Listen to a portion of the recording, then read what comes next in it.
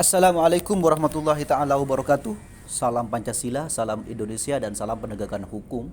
Jumpa lagi guys di channel Gus Iman Official. Tentunya tetap dalam suasana yang sama. Kita pada kesempatan kali ini belajar hukum dengan bahasa orang kampung. Dan pada video kali ini saya sangat tertarik untuk membahas satu materi, yaitu hukum acara perdata. Tujuan daripada hukum acara perdata, sifat daripada hukum acara perdata, dan jenis-jenis gugatan di hukum acara perdata. Jadi kenapa saya sangat tertarik dengan materi ini? Ya, karena materi ini sangat penting dan sangat berguna bagi mahasiswa Fakultas Hukum, bagi sarjana hukum baik yang sudah aktif di dunia profesi advokat ataupun yang masih praktek di kantor hukum atau lembaga bantuan hukum sama. Dan kenapa juga saya katakan materi ini sangat berguna atau sangat tertarik untuk saya bahas? Ya, karena yang namanya hukum acara itu langsung praktek ke lapangan, beracara, pengacara beracara. Makanya saya tertarik untuk membahas hal ini. Namun sebelum saya melanjutkan pada video ini, jangan lupa apabila video ini merasa bermanfaat dan merasa berguna, don't forget to like, comment, share, and subscribe untuk mendapatkan video-video terbaru dari Gus Iman Official. Langsung saja pada pengertian hukum acara perdata. Hukum acara perdata merupakan peraturan hukum yang mengatur bagaimana cara mempertahankan dan memelihara hukum perdata material. Hukum acara perdata juga diartikan sebagai suatu peraturan yang mengatur bagaimana cara untuk mengajukan suatu perkara perdata terhadap pengadilan perdata, dan juga mengatur bagaimana cara hakim perdata memberikan keputusan terhadap subjek hukum. Dan hukum acara perdata juga bisa diartikan dengan peraturan hukum yang mengatur bagaimana caranya menjamin ditaatinya hukum perdata material dengan perantara hakim di pengadilan. Dari pengertian hukum acara perdata tersebut dapat kita simpulkan, pertama, bahwa hukum acara perdata mengatur tentang bagaimana cara mempertahankan dan memelihara hukum perdata material. Yang kedua, bagaimana cara mengajukan gugatan ke pengadilan. Yang ketiga, bagaimana cara hakim memutus perkara yang diajukan ke pengadilan. Dan juga kita harus bisa membedakan antara hukum acara perdata dan hukum perdata. Jadi kalau hukum acara perdata itu isinya cuman tentang tata cara, baik beracara di pengadilan atau cara membuat gugatan dan bagaimana hakim memutuskan. Dan juga hukum acara perdata ini disebut dengan hukum formil. Sedangkan yang dimaksud dengan hukum perdata di dalamnya berisi tentang undang-undang atau aturan-aturan, dan juga hukum perdata ini disebut dengan hukum material. Jadi itu perbedaannya. Kalau hukum acara perdata itu disebut dengan hukum formil karena isinya adalah beracara. Kalau hukum perdata atau kitab undang-undang hukum perdata di sana disebut dengan hukum material karena di dalamnya berisi tentang peraturan-peraturan, berisi tentang undang-undang. Kemudian apa tujuan daripada hukum acara perdata? Hukum acara perdata bertujuan untuk mencegah tindakan main hakim sendiri, sehingga akan tercipta suasana tertib hukum di dalam kehidupan bermasyarakat. Peradilan memberikan perlindungan hukum kepada subjek hukum untuk mempertahankan hak-haknya, sehingga mencegah perbuatan main hakim sendiri dan perbuatan sewenang-wenang. Jadi dapat kita simpulkan dari tujuan hukum acara perdata tersebut bahwa ketika Anda merasa haknya diambil orang lain atau merasa dirugikan oleh orang lain, lebih-lebih orang lain wan prestasi kepada Anda atau wan prestasi itu, atau ada orang lain ingkar janji, maka jangan sampai melakukan hal-hal yang tidak diinginkan, jangan sampai melakukan tindakan main hakim sendiri. Ya, kalau memang permasalahannya sudah tidak bisa diselesaikan secara kekeluargaan, sudah tidak bisa diselesaikan di luar pengadilan, maka langsung dipasrahkan saja kepada hakim, biar nanti hakim yang memutus di pengadilan. Dan ketika Anda melakukan tindakan sewenang-wenang, melakukan tindakan main hakim sendiri, maka nanti yang bisa dituntut pidana atau yang dipidanakan itu bukan orang yang mengambil haknya, akan tetapi Anda yang akan dituntut di pengadilan pidana. Maka kalau memang sudah tidak bisa diselesaikan di luar pengadilan, langsunglah ke pengadilan biar hakim yang memutuskan. Kemudian hukum acara perdata itu bersifat memaksa, sehingga apabila suatu perkara yang sudah diproses di pengadilan perdata, maka putusan hakim tidak bisa dilanggar dan harus ditaati oleh kedua belah pihak yang bersengketa. Jika tidak ditaati, maka salah satu pihak akan mengalami kerugian karena tidak mendapatkan hak sebagaimana mestinya. Untuk selanjutnya, ada berapa jenis-jenis gugatan yang ada di hukum acara perdata. Jadi kalau dulu waktu kuliah yang dijelaskan oleh dosen itu cuma 3 jenis-jenis gugatan yang ada di hukum acara perdata.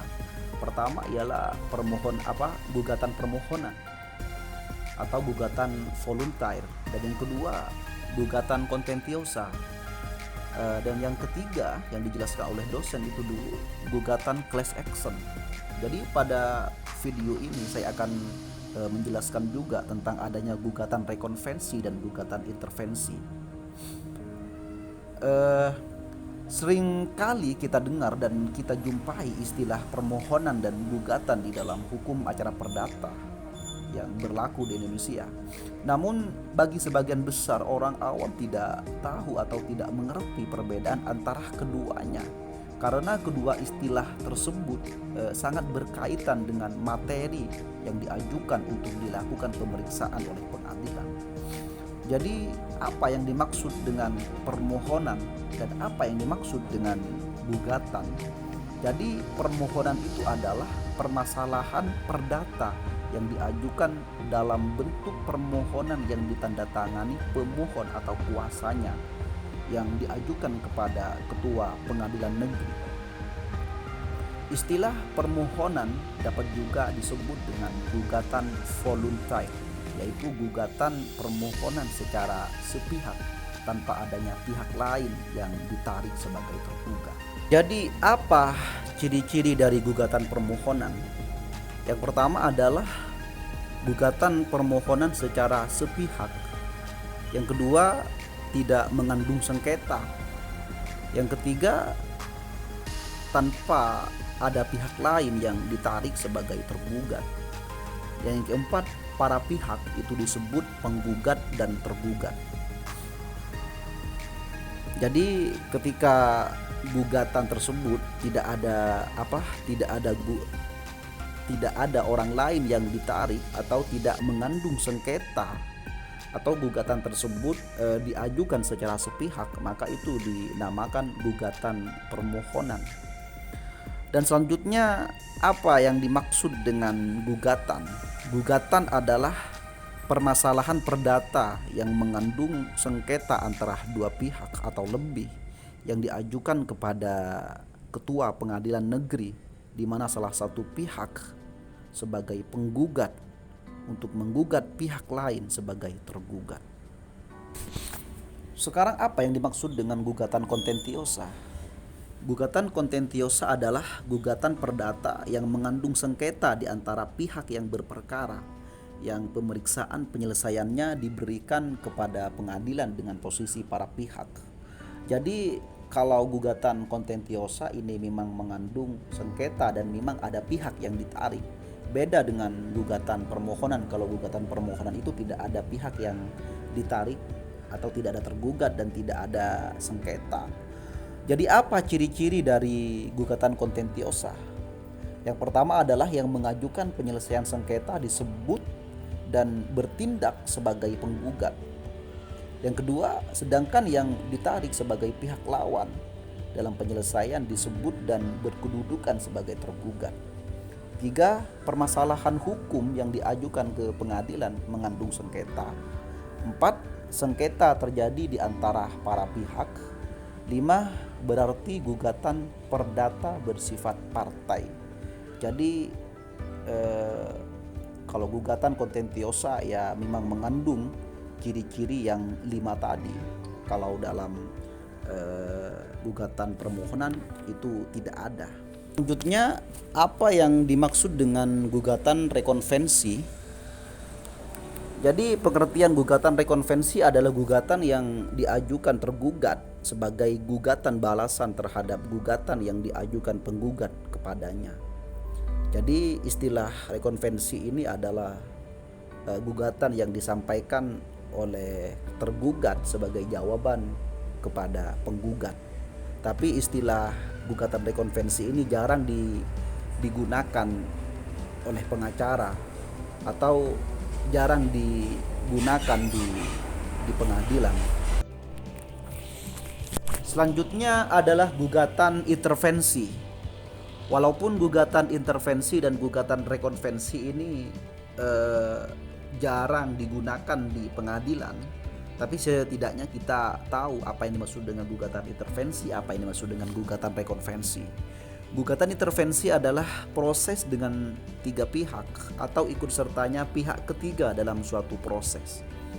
Dan jenis-jenis dari gugatan intervensi adalah yang pertama, fodging. Apa itu fodging?